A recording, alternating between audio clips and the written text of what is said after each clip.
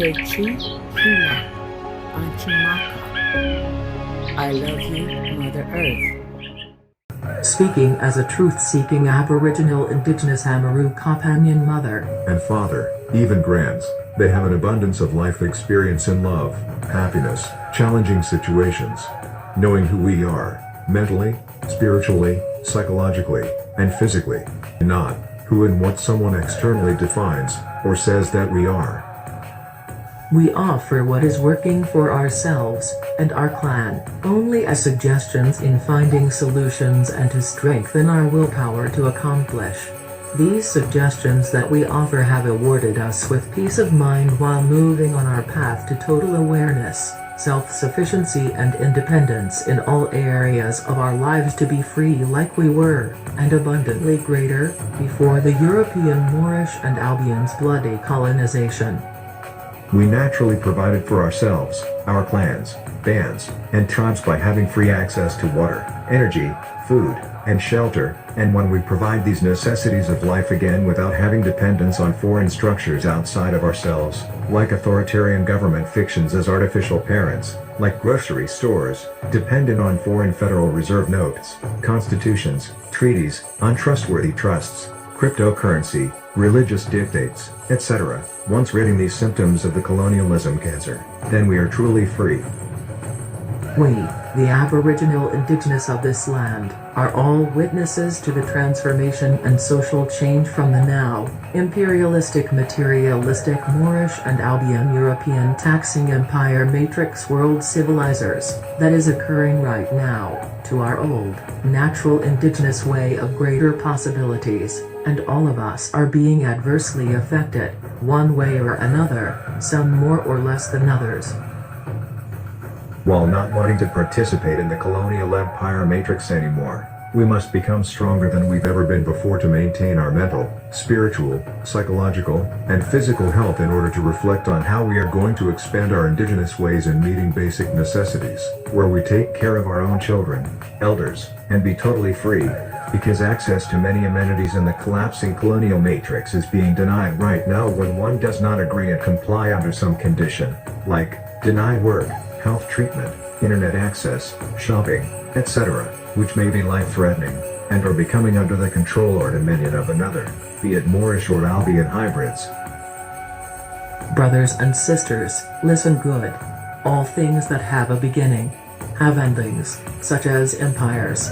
Examples, to name a few, like Akkadian Empire, Babylonian, Byzantine, Carthaginian, Egyptian, Ottoman, and Roman empires that no longer exist, and fictions like colonies, cities, states, government fictions, etc. that come to an end. The truth about civics is that it is the conqueror's science of government fiction, their study of the rights and responsibilities of their citizens/persons/slave subjects to deceptively and forcibly assimilate the victims into their nationality fiction and rigid system of class exploitation. So-called civilization is simply the conquistador's law, which makes a criminal process civil. A civilized condition is devoid of once free-thinking natural people having ever-expanding possibilities, and dominated victims of the conquerors. The civilizer's definition of civilization is a state of being reclaimed from the rudeness of savage life, in which our beloved, highly independent, enlightened, and spiritual indigenous ancestors, in their natural, non-materialistic, simple free-being state is what the colonizers referred to as primitive, backward, and savage. Yet only the mothers and fathers of civilization fit those aggressive human depravity traits to achieve their ill-gotten empires. 1. We must be prepared for whatever happens by being wise and discerning, because people of all complexions, all government fictions make false promises, tell unproven stories and tell lies.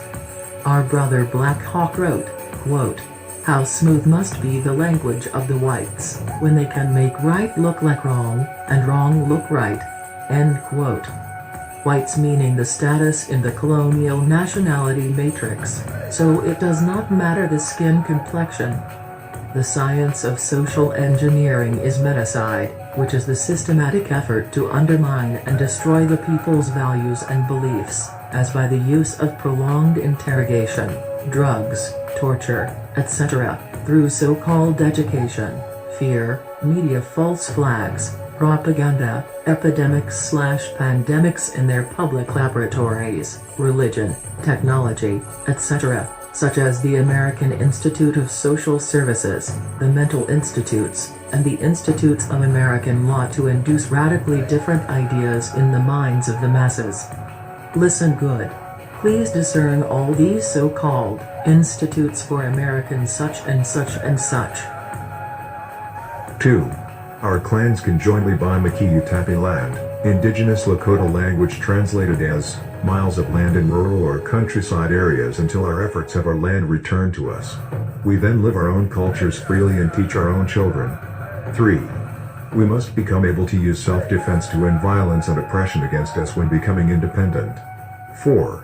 In our own creative ways, decrease until we can completely remove dependencies on outside government fictions to provide food, clothing, shelter, energy, and protection.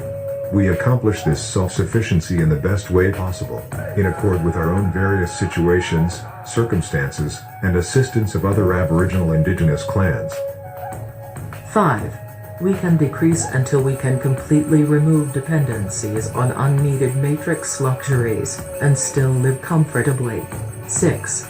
Absent, or doing away with the foreign authoritarian European, Moorish, and Albion hybrid government fictions, we can just be ourselves, living happy, free, having complete liberty, and greater countless possibilities in all aspects of our lives.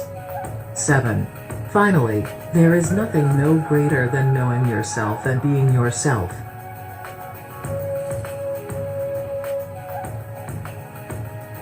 Beloveds, this is your sister speaking. I have learned that self-identity is the universal key to live full natural potential. No external domination. It is not what they, the external guides or teachers, say that's important. It is what they do that distracts us into a false sense of security and protection. Their colonial science of influential speech triggers the pleasure center in the brain, intending to alter the mass consciousness for us to remain in the comfort zone. When this is achieved, we consent to a sub-level state of dependency by outsourcing what we would normally and naturally do for ourselves. Persuasion is the trap. This prevents our rise above the finite and colonial illusory nationality fiction, external government fiction, and their attached constitutions, treaties, trusts, etc., instead of our return to our indigenous old ways of self-determination, self-sufficiency, with greater possibilities for expansion in all areas of our lives.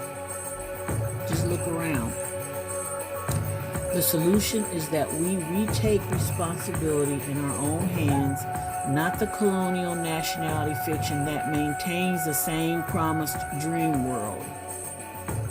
See yourself, know yourself, and embrace yourself.